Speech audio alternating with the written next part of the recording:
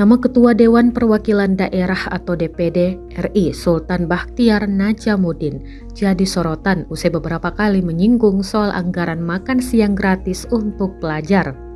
Ia diketahui mengusulkan agar masyarakat ikut membantu iuran untuk program makan bergizi gratis atau MBG. Usulan itu pun langsung mendapat tanggapan beragam dari sejumlah kalangan.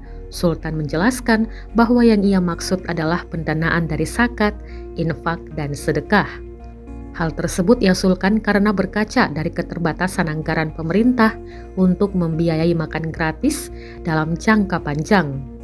Namun menanggapi hal tersebut, Presiden Prabowo Subianto menegaskan pemerintah siap memberi makan bergizi gratis kepada anak-anak Indonesia. Yang mengurus zakat itu saya kira ada pengurusnya. Yang jelas dari pemerintah pusat kita siap. Semua anak-anak Indonesia kita beri makan di 2025 ini.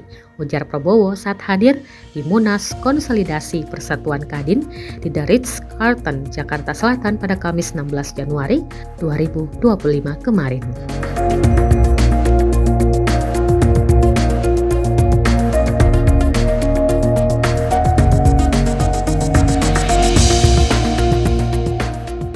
Download Tribun X sekarang, menghadirkan lokal menjadi Indonesia.